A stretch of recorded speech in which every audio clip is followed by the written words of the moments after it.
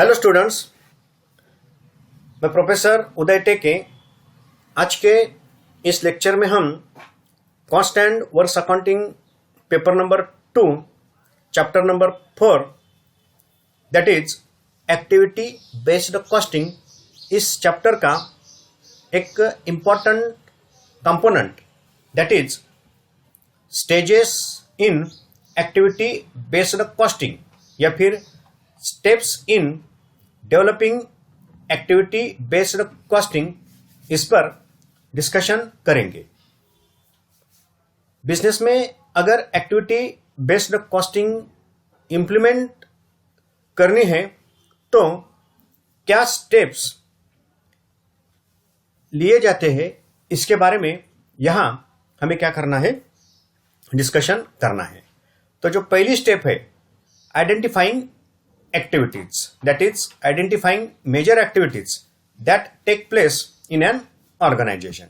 Second step, assigning costs to activity cost centers, that is assigning cost to cost pools or cost centers for each activity. हर एक activity के लिए जो cost pools या फिर cost centres तैयार किए गए हैं। यहाँ कॉस्ट पुल्स या फिर कॉस्ट सेंटर का मतलब क्या है, एक्टिविटी से रिलेटेड जो कॉस्ट है उसका एक्यूमुलेशन, यानी कि हर एक एक्टिविटी की जो टोटल कॉस्ट है उसको जनरली वो टोटल कॉस्ट को मेजर करना, टोटल कॉस्ट को डिफाइन करना, इससे रिलेटेड एक कॉस्ट पूल की क्या है, कॉन्सेप्ट है। तो यहाँ क्या किए जाते हैं, जो कॉस्ट है एक्टिविटी से रिलेटेड वो कॉस्ट सेंटर को असाइन की जाती है। Then selecting appropriate cost driver, identifying the factor that influence the costs of particular activity.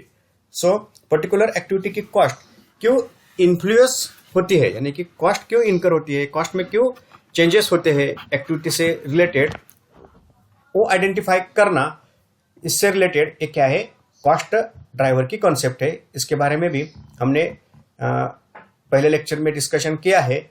आगे जाकर इन डिटेल इस कॉस्ट ड्राइवर पर हम डिस्कशन करेंगे। Then assigning the cost of activities to products, और लास्ट में जो एक्टिविटी की कॉस्ट है वो प्रोडक्ट में क्या की जाती है, असाइन की जाती है, चार्ज की जाती है या फिर मर्ज की जाती है। That is assigning such cost according to each products demand for activity, यानी कि एक्टिविटी जो है वो एक्टिविटी पर्टिकुलर प्रोडक्ट ने कितनी कंज्यूम की है, यानी कि प्रोडक्ट के लिए पर्टिकुलर एक्टिविटी कितनी लगी है, शेयर जो है एक्टिविटी का शेयर, उसके हिसाब से प्रोडक्ट में एक्टिविटी की कॉस्ट क्या की जाती है, चार्ज की जाती है। ये स्टेप नंबर 4 है। तो अब हम इन डिटेल स्टेप के बारे में डिस्कशन करेंगे। तो पहली स्टेप है आइडेंटिफाई एक्टिविटीज। तो first stage is to identify the functional areas और major activities involve in the production. Examples of activities includes machine related activities, direct labor related activities, and various support activities like ordering, receiving, material handling, packing, dispatching. Various activities are identified by carrying out activity analysis. The activities may be basically fall into 4 categories as suggested by Cooper and Kaplan. So first step में क्या करना पड़ता है, identifying activities, यानी कि activity को identify करना पड़ता है। इसके लिए जो प्रोसेस कैरी होती है उसको एक्टिविटी एनालिसिस कहा जाता है। थ्रू एक्टिविटी एनालिसिस क्या किया जाता है, जो नंबर ऑफ एक्टिविटीज है उसको आइडेंटिफाई किया जाता है। और ये जो फंक्शनल एरियाज है या फिर जो मेजर एक्टिविटीज है किससे रिलेटेड है, प्रोडक्शन से रिलेटेड जनरली ये एक्टिविटीज होती है। एग्जाम्पल कौन सी एक्टिविटीज होती है, machine related activities, direct labour related activities या फिर सपोर्ट एक्टिविटीज।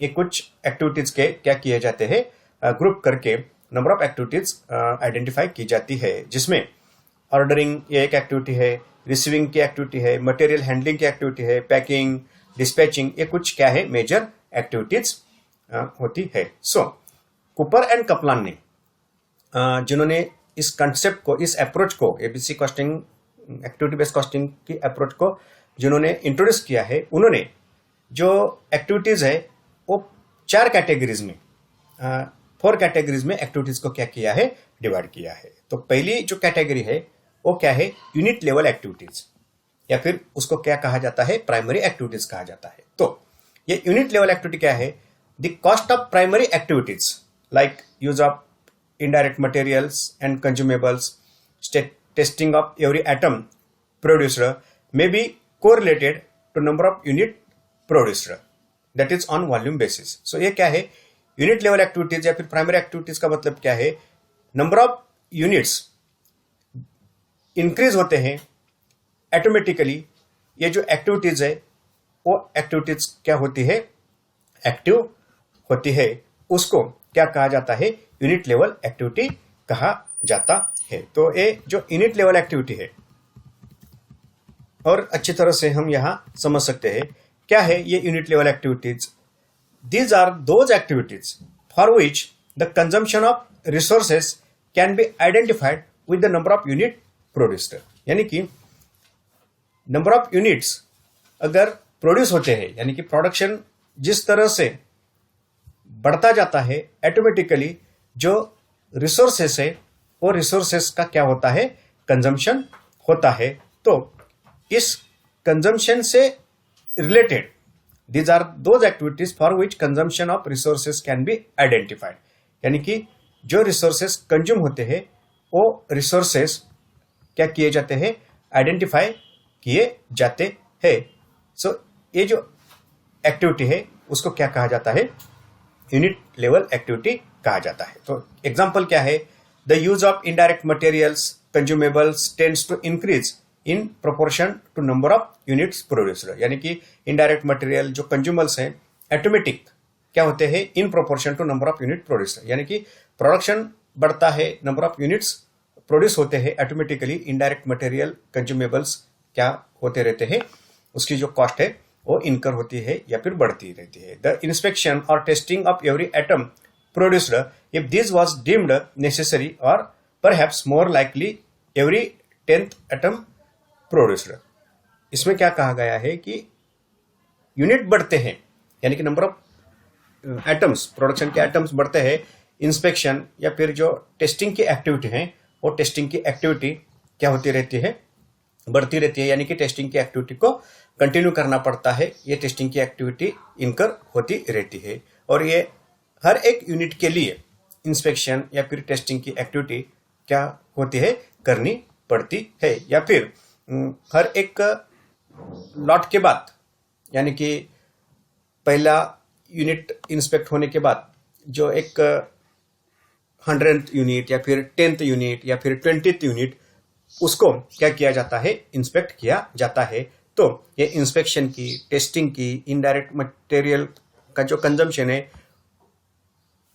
उसकी जो एक्टिविटी है या फिर उसकी जो कॉस्ट है वो कॉस्ट क्या होती है, इनकर होती है। उसको क्या कहा जाता है, यूनिट लेवल एक्टिविटी कहा जाता है। सिंपल है, यूनिट लेवल एक्टिविटी का मतलब क्या है, according to production number of units अगर बढ़ते जाते हैं, ऑटोमेटिकली जो कॉस्ट है वो बढ़ती जाती है। कॉस्ट क्यों बढ़ती जाती है, number of activity related to particular unit करनी पड़ती है, उसको क्या कहा जाता है, यूनिट लेवल एक्टिविटीज कहा जाता है। Then batch level activities, these are the manufacturing support activity like material ordering, machine setup cost, inspection of products etcetera. These cost such activities is driven by number of batches of unit produced. यहां जो batch है, batch का मतलब क्या है, number of units यहां specify होते हैं और उस स्पेसिफिक नंबर ऑफ यूनिट्स को क्या कहा जाता है, बैच कहा जाता है। या बैच का ये नंबर ऑफ यूनिट्स 100 हो सकते हैं या फिर 10,000, 1,000। ये जो नंबर ऑफ यूनिट्स का लॉट है उसको जनरली क्या कहा जाता है, बैच कहा जाता है। और उस बैच लेवल, उस बैच से रिलेटेड क्या है, ये एक्टिविटीज है, तो उसको क्या कहा जाता है, एक सपोर्ट एक्टिविटी कहा जाता है, जिसमें मटेरियल ऑर्डरिंग, मटेरियल को ऑर्डर करना पड़ता है, रॉ मटेरियल को, या फिर मशीन को सेटअप करना पड़ता है कि एक स्पेसिफिक जो आउटपुट है या स्पेसिफिक जो बैच है वो बैच क्या होनी चाहिए, प्रोड्यूस होनी चाहिए। इसके लिए मशीन सेटअप करना पड़ता है, उसकी कॉस्ट होती है। इंस्पेक्शन करना पड़ता है, ऑर्डर आती है, एक स्पेसिफिक ऑर्डर को कंप्लीट करना पड़ता है तो उसको इंस्पेक्ट करना पड़ता है। एक कुछ जो एक्टिविटीज है वो क्या है, बैच से रिलेटेड एक्टिविटीज है। The cost of such activities is driven bye, इस एक्टिविटी की जो कॉस्ट है वो किससे रिलेटेड होती है, या फिर उस कॉस्ट में जो चेंजेस होते हैं वो क्यों होते हैं, number of batches of unit producer. जितने भी बैचेस बढ़ती जाती है ऑटोमेटिकली इस बैच लेवल एक्टिविटी में क्या होती है, बढ़ोतरी होती है, यानी कि बैच लेवल एक्टिविटी भी बढ़ती है और ऑटोमेटिकली इसकी जो कॉस्ट है वो भी कॉस्ट क्या होती है, इनकर होती है या फिर बढ़ती है। ये हो गई batch level activity. Then third है प्रोडक्ट लेवल एक्टिविटीज। तो प्रोडक्ट लेवल एक्टिविटी का मतलब क्या है, activities like designing of the product, keeping technical drawing of product, activities up to date, advertising of specific product are called product level. That is product level activity. The cost of these activities is driven by the creation of new product line and its maintenance. तो ये product level activities क्या है, जो product से related है, that is designing of product, technical drawings of product, यानी कि product की जो technical drawings है उसको रखना पड़ता है। Keeping technical drawings of product, उसका रिकॉर्ड है, उसकी जो डिजाइन है, टेक्निकल जो कंपोनेंट्स है उसको प्रिजर्व करना पड़ता है, रखना पड़ता है, उससे रिलेटेड एक्टिविटी है। Activities up to date, product को अप टू डेट रखने के लिए कुछ एक्टिविटीज करनी पड़ती है। स्पेसिफिक प्रोडक्ट के लिए एडवर्टाइजमेंट करना पड़ता है किसी स्पेसिफिक प्रोडक्ट का, उससे रिलेटेड जो एक्टिविटीज है उसको क्या कहा जाता है, प्रोडक्ट लेवल एक्टिविटी कहा जाता है। और उसकी जो कॉस्ट है, the cost of this activities driven by, वो कॉस्ट कैसे चेंज होती है, तो generally creation of new product, अगर नया प्रोडक्ट इंट्रोड्यूस किया जाता है या फिर उसका जो मेंटेनेंस है, इससे रिलेटेड ऑटोमेटिकली ये एक्टिविटीज बढ़ती है। नया प्रोडक्ट डिजाइन होता है, नया प्रोडक्ट अगर मार्केट में लाना होता है तो उसके लिए डिजाइन करना पड़ता है, टेक्निकल ड्राइंग्स करने पड़ते हैं, उसको अप टू डेट रखना पड़ता है, एडवर्टाइजमेंट करनी पड़ती है। इससे रिलेटेड ये क्या है, एक्टिविटीज है, उसको प्रोडक्ट लेवल एक्टिविटीज कहा जाता है। और फोर्थ एक्टिविटी है facility level activities. Certain activities cannot be related to particular product, instead may be related to certain facilities like maintaining the building, security of plant, salaries of production manager, advertisement to promote organisation. तो ये जो facility level activities है directly not related to product, generally उसको facility level activities कहा जाता है। यानी कि क्या है, ये activities cannot be related to particular product, instead may be related to certain facilities, not related to particular product but it is related to certain facilities. Like facilities कौन सी, बिल्डिंग को मेंटेन करना, प्लांट की security, production manager की salary, advertisement to promote organisation, इसको क्या कहा जाता है, फैसिलिटी लेवल एक्टिविटी कहा जाता है। It may be noted that unit level activities and facility level activities are the same as those in traditional absorption costing which will be allocated on physical volume basis. Activity based costing will be more useful if there is significant size of batch level and product level activities. तो ये जो 4 activities है, इसमें ये जो unit level activity है और facility level activities है are the same as those in traditional cost absorption costing. यानी कि ट्रेडिशनल कॉस्टिंग और एक्टिविटी बेस्ड कॉस्टिंग में ये एक्टिविटीज क्या है, सेम है। Which will be allocated on physical volume basis, यानी कि जो फिजिकल वॉल्यूम निकलता है, यानी कि नंबर ऑफ प्रोडक्ट्स प्रोड्यूस होते हैं, अकॉर्डिंगली ये जो ओवरहेड के एक्सपेंसेस है प्रोडक्ट में क्या होते हैं, चार्ज होते हैं। लेकिन activity based costing will be more useful. So activity based costing कहाँ यूजफुल है, more useful if there is a significant size of batch level and product level activity. यानी कि अगर बैच लेवल एक्टिविटी और product level activities अगर significant है, यानी कि ज़्यादा है, तो वहाँ कॉस्ट को कैलकुलेट करने के लिए या फिर कॉस्ट को चार्ज करने के लिए, यानी कि बैच लेवल एक्टिविटी की कॉस्ट और प्रोडक्ट लेवल एक्टिविटी की कॉस्ट को चार्ज करने के लिए यहाँ एक्टिविटी बेस्ड कॉस्टिंग क्या है, यूजफुल होता है।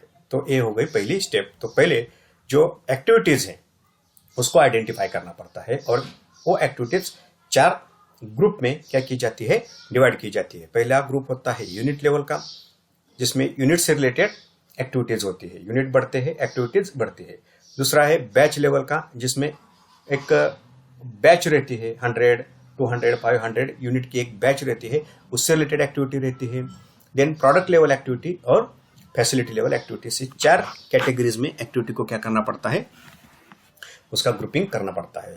देन सेकंड जो स्टेप है इसमें वो है assigning cost to activity cost centre. अब जो कॉस्ट है वो कॉस्ट अब एक्टिविटी कॉस्ट सेंटर को क्या करनी पड़ती है, असाइन करनी पड़ती है। तो the second stage requires that cost centre, उसको क्या कहा जाता है, आल्सो कॉल्ड एज कॉस्ट पुल।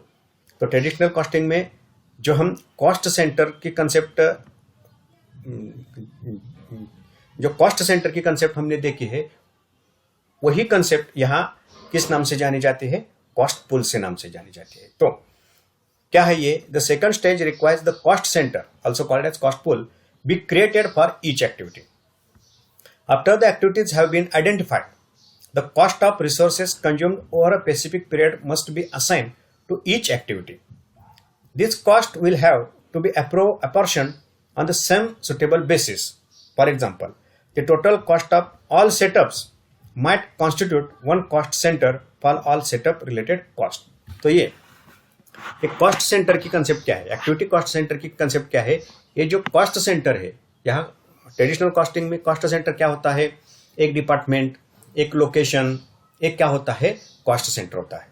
यहाँ एक्टिविटी ये क्या होता है, कॉस्ट सेंटर होता है। तो यहाँ क्या किया जाता है, हर एक एक्टिविटी के लिए एक कॉस्ट सेंटर या फिर कॉस्ट पुल तैयार किया जाता है। After the activities have been identified, first step में आइडेंटिफाई की एक्टिविटी हमने, अब क्या होता है, the cost of resources consumed over a specific period must be assigned to each activity. तो जो भी रिसोर्सेज बिजनेस के कंज्यूम हुए हैं उसकी जो कॉस्ट है, हर एक एक्टिविटी को क्या की जाती है, चार्ज की जाती है।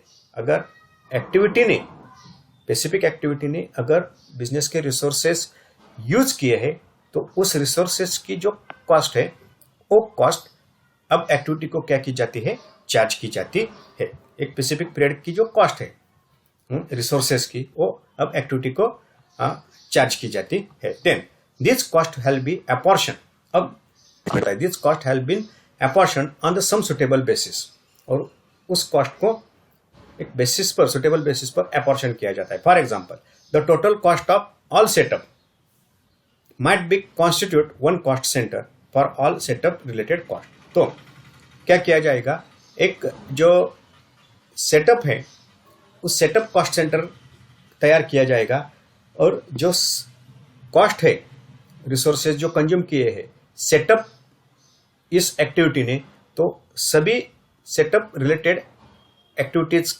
की जो कॉस्ट है वो पहले सेटअप कॉस्ट सेंटर को क्या की जाएगी, चार्ज की जाएगी, और बाद में जितने भी प्रोडक्शन या फिर प्रोडक्ट प्रोड्यूस हुए हैं उस प्रोडक्ट के लिए ये सेटअप की एक्टिविटी कितनी मात्रा में, यानी कि उसका शेयर क्या है उस प्रोडक्ट के लिए, सेटअप का टोटल सेटअप में से उसका शेयर क्या है, उस शेयर के हिसाब से जो सेटअप की कॉस्ट है वो क्या की जाती है, अपॉर्शन की जाती है।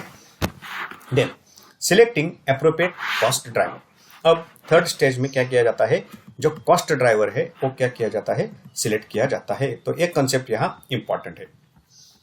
The third stage of designing activity-based costing system is to identify the factor that influence the cost of particular activity. The term cost driver is used to describe the significant determinant of the cost of the activity. The most suitable cost driver in each activity under functional areas should be identified.